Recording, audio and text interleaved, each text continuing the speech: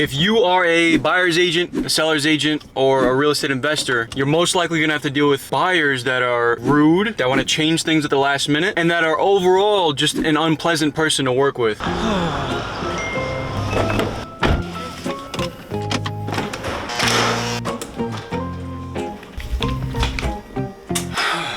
have this buyer that's been an absolute headache for me. Dealing with these buyers, I've realized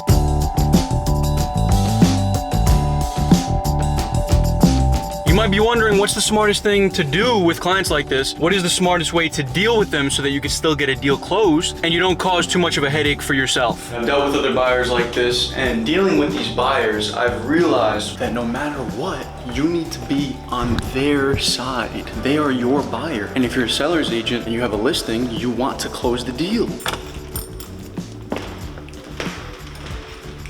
I'm gonna show you a clip right now of a conversation I had with this buyer, just so you can see how crazy he is. This guy was screaming at the top of his lungs. I told him that,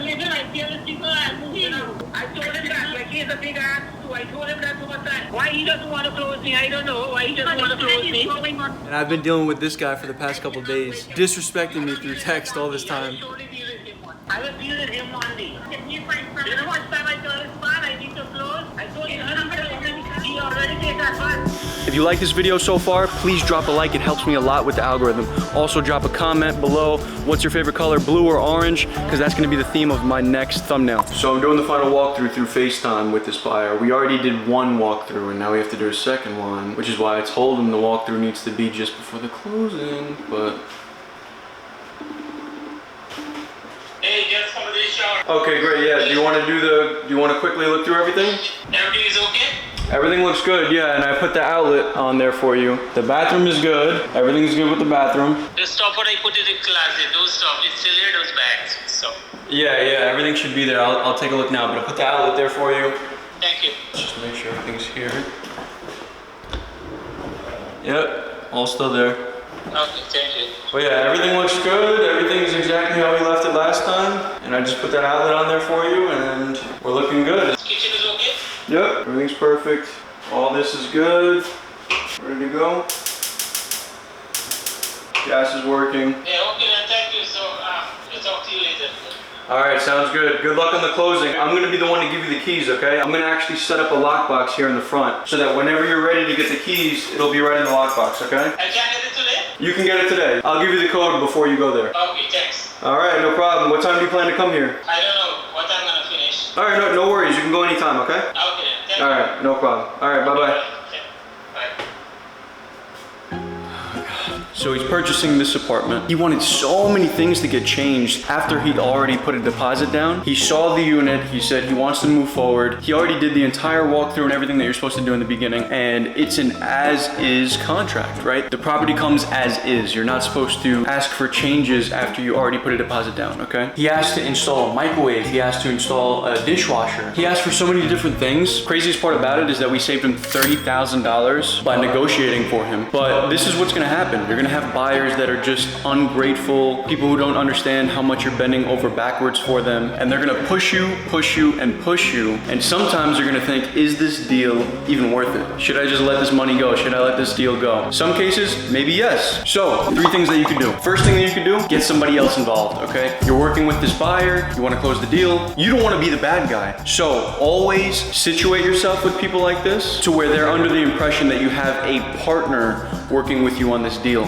And that partner could be the bad guy. This way you can always seem like the person that's on their side, right? And maybe trying to negotiate with them is not reasonable, but you could place the entire blame on this third party person. Now this could be the listing agent, or it could actually be another quote unquote buyer's agent that's teaming up with you on this deal. For instance, like the situation with the dishwasher and the microwave. Of course you always wanna do what your buyer is asking for, right? Like if they say, hey, go speak to the listing agent, ask for this, ask for this. If you've already went back like 3 times, and it's just super unreasonable to go back and ask for more after you've already gotten enough, and you know that going back again could possibly kill the deal because maybe the seller won't want to work with you anymore. You'll just place all the blame on your teammate, right? So whoever's working on you, or the listing agent, and say something like, all right, let's say that your partner's name is Bob. I'm so sorry, but Bob said that this is not a good idea and that he's had situations in the past where he's lost deals like this, right? You could put the blame on Bob and say it's from his experience, instead of you saying that to where you now sound like the bad guy and like you don't want to go and do that, right? You don't want to go and negotiate for them. Or if you want to put the blame on the listing agent, you could simply say that the listing agent said, if you ask for anything else, my seller will back out of this deal. Boom, just like that. Put the blame on other people. Don't put the blame on you, because then you turn into the bad guy and it could turn into a situation where at the end of the deal, if you do actually get it closed, they're leaving you a bad review instead of actually sending you referrals and giving you a good review. If you want to learn a couple tips to learn how I made $38,000 in GCI in 1 month, or if you want to learn how to hire a virtual assistant as a real estate agent, check out my other videos. Definitely subscribe.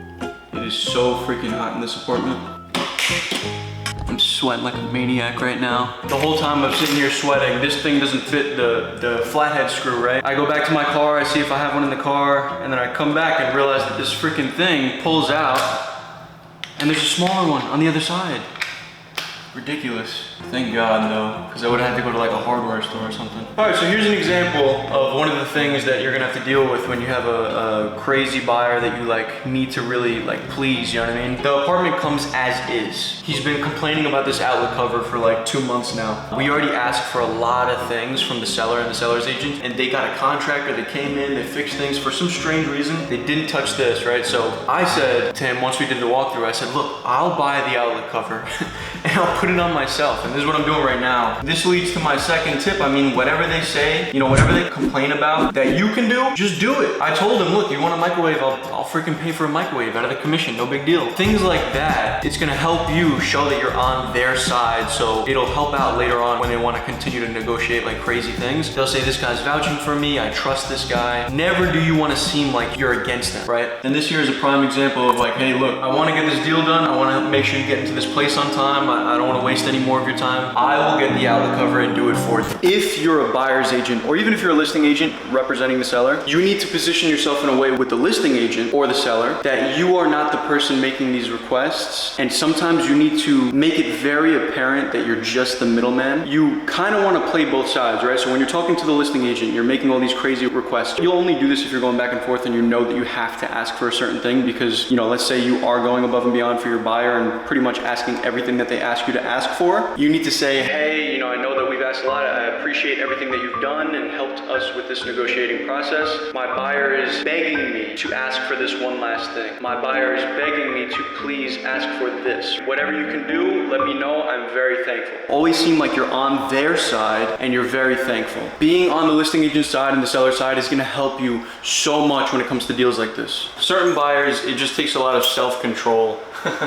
When you're working with certain buyers, like, it's gonna take everything in you to not wanna freaking scream back at them. You know, just to keep your composure in general, because you might say something you regret, which kills the entire deal. So just remember, you always wanna be on their side, you always wanna be on the listing agent side, and you wanna control yourself, okay? And if there's ever a time where you feel like you're gonna lose control, you just quickly say, like if you're on the phone with them, just quickly say, hey, so sorry running into a showing, let me call you right back, okay? Just hang up on them. If they're very difficult, come up with some sort of excuse for any reason you might need to drop the call quickly so you can get your composure, call them back when you're more calm, okay? Because sometimes in the heat of the moment, you'll end up doing things you regret. All right, so first thing I said, have somebody else you could put all of the blame on. Second thing, always want to be on the buyer's side and the listing agent or the seller's side. You always want to seem like you're on their side, okay? Play both sides. Third thing, keep your composure. Be cool, and then also, which is part of kind of like tip 2, I guess. You know, if there's anything that you need to do to go above and beyond, offer it, do it, just go ahead and do it if you can get it done, okay? That's it. That should help you deal with rude buyers, people that are over the top, you know, and be able to play it the right way to where you don't lose a deal.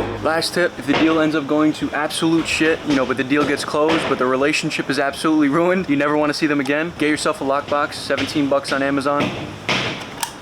Don't go to the closing. Let the attorneys deal with that, right? You don't actually need to be present at the closing most of the time, especially after the pandemic.